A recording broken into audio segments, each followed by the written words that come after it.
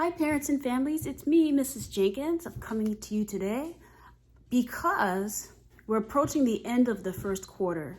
And so there are a few things that I wanted to talk with you about that I really need your help with as we begin the second quarter of kindergarten. Normally during a normal school year, we spend the first quarter going over rules and routines, having the kids get used to being at elementary school, trying to figure out what kindergarten is all about. And we will continue doing those things.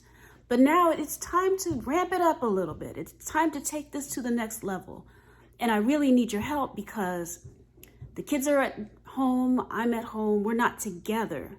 So these are things that I can't really enforce on my own, but you can help me with them.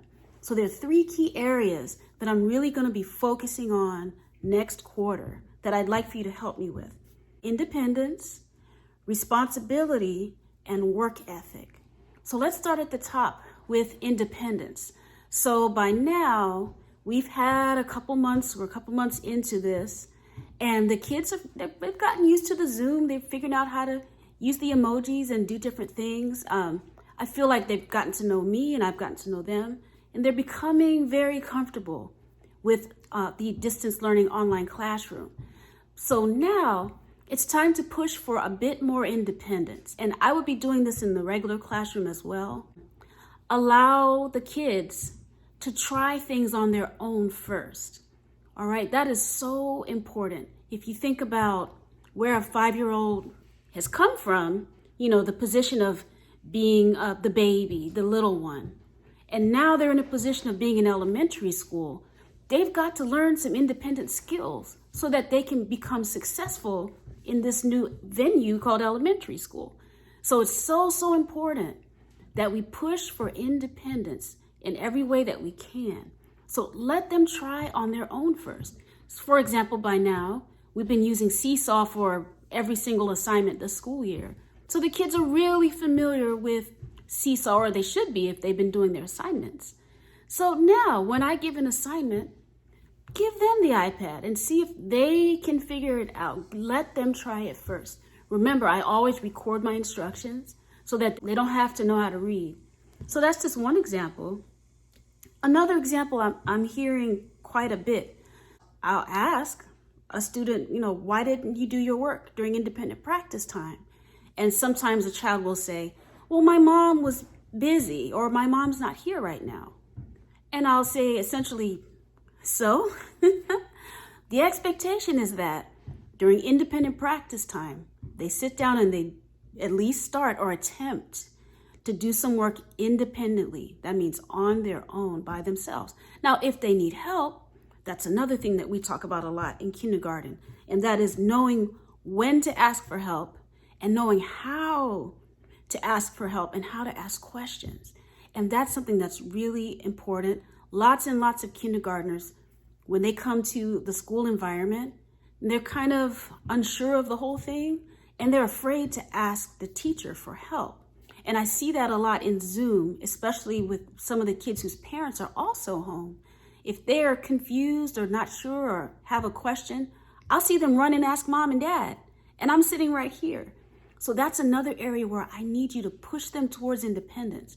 So if they're not sure what I'm talking about, or they need me to repeat the directions, or if they have something to say or ask, direct them to me. Ask questions to me or talk to me. That's going to develop their independence, and that's really what they're going to need to be successful in first grade and beyond. Now I want to move on to the second point, taking responsibility. So this is a big area of growth for all little kids, and it takes years to get to that point, but we build the foundation now in kindergarten. So some examples of areas where a kindergartner can take responsibility: learning the value of being on time. I've had little kids at home, my sons. It's hard to get them out of bed in the morning, but we're building that foundation to where it's your responsibility to go to school and learn. This is your job. You've got to get there on time. So some other areas, taking responsibility for their things, keeping track of their school things and their workspace, knowing where all their things are, putting their things away. And these are things that we do at home with kids with their toys and their toy box and things and putting their clothes in the hamper. It's the same thing at school. Teach them to be responsible for their school things.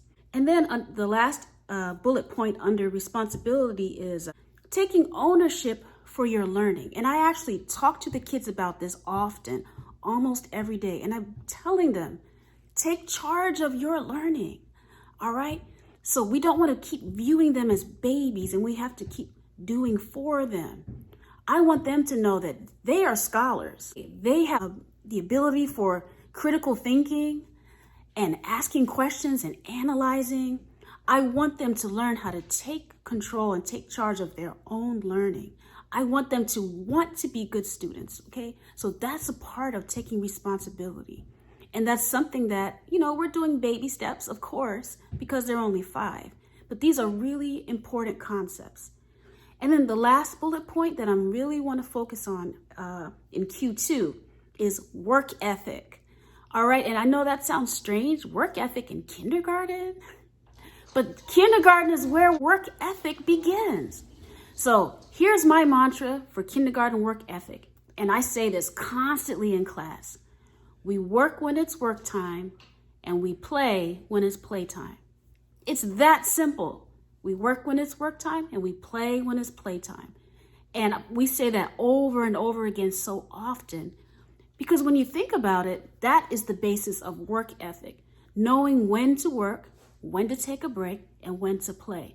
So that really is really important now that we're in distance learning, because we're in a lesson for a while, and then we break, the kids get off the screen, and they're supposed to be working, doing independent work. And that's something that I can't monitor because I'm here at my home, but it's something that I need you all to monitor. We're not always going to be doing this distance learning. We're not going to be home for long. I don't know when we're going back, but eventually we all will go back to the school building. And they have to build that foundation of a work ethic. All right, we work when it's work time. So during independent practice time, hey, let's sit down, let's focus, let's get a little work done. Then we can go play. And that's another thing I always say to the students. The difference between pre-K and kindergarten is in pre-K, we play all day. And that's pretty much true. There's a little learning in there. But in kindergarten, we work first, then we play. So those are 2 phrases that I use a lot with kindergartners. It's kind of wording on their level that they can understand. But I really need your help with enforcing that.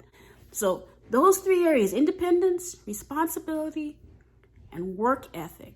I'm really going to be focusing on those starting in Q2. And I want to say that I really appreciate all of your efforts, all of your patience. I mean, distance learning has taken a lot out of all of us, but I think we're doing a pretty good job. All right, so I want to thank you, and I tell you that I appreciate you. And as always, more later.